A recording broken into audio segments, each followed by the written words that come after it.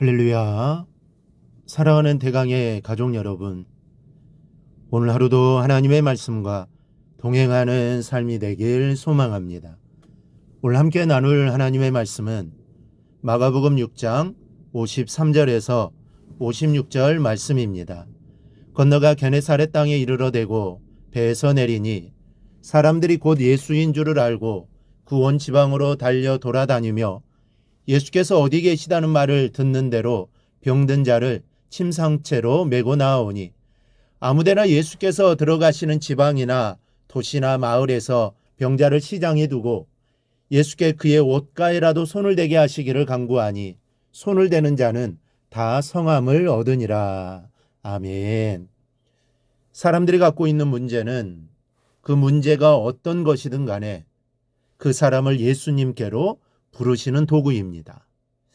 그 문제가 후 해결이 되든 되지 않든 그 질병이 낫든 아니 낫든 그로 인해 예수님을 알게 되었다면 그 사람은 가장 귀한 것을 얻은 사람이요 세상에서 가장 행복한 사람입니다.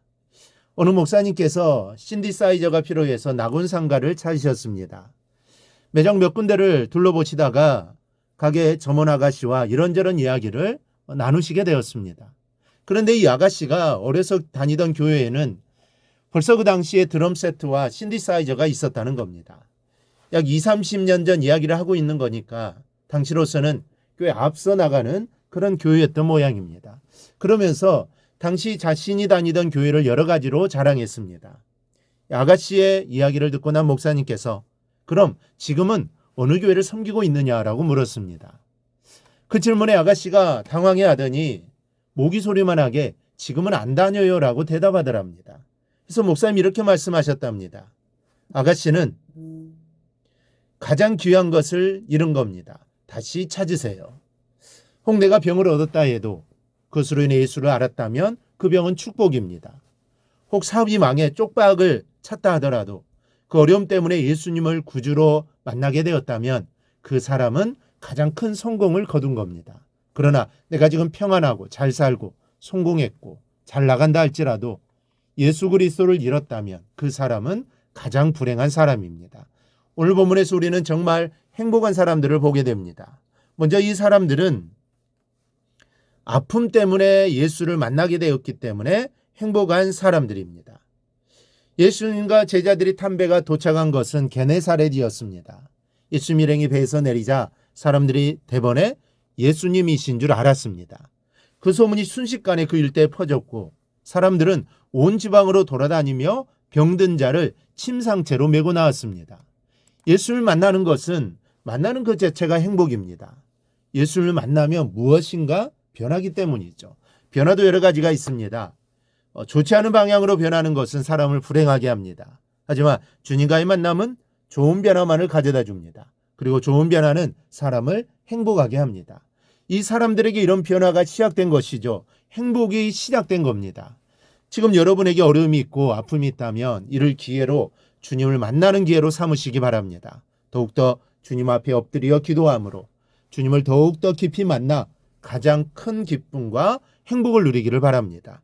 또 하나, 예수님 때문에 병을 고침받았으니 행복한 사람들입니다. 이 병이 낫지 않았더라도 예수님을 만났다면 큰 축복을 받은 겁니다. 그런데 이 사람들은 병까지도 고침을 받았습니다.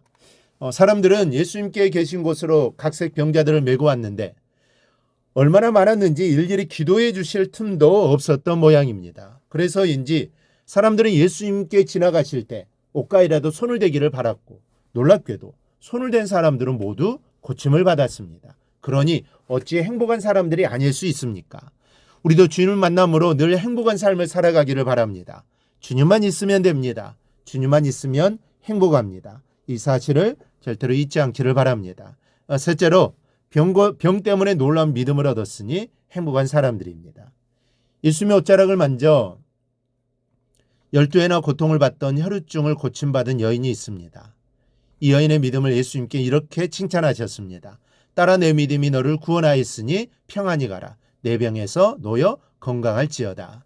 그래서 우리는 이 여인의 믿음을 대단한 믿음으로 평가합니다. 그런데 게네사렛에는 이런 믿음을 가진 사람이 한둘이 아니었습니다. 모두 다 행복한 사람들입니다.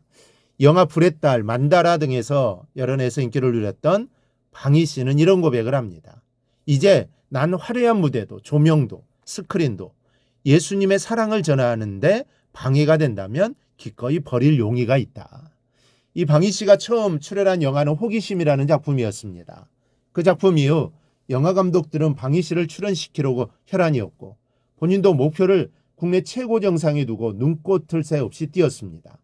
그러나 겹치기 출연의 와중에서 틈을 내 친구들과 차를 몰고 놀러 가다가 20m 절벽으로 구르고 말았습니다.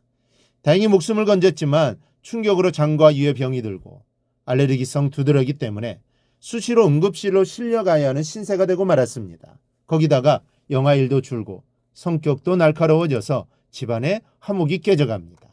하루는 친구를 따라 점쟁이를 찾아갔는데 당신 올해 내에 죽는다라고 단정적으로 말하더라는 겁니다.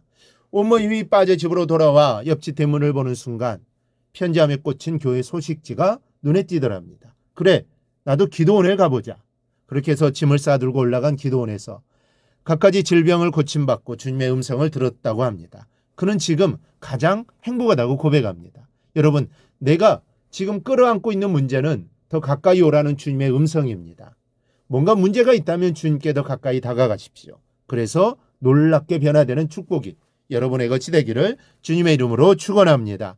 오늘 묵상한 말씀을 굳게 잡고 삶으로 실천하며 살아내는 대강의 모든 성도들이 되기를 축복합니다.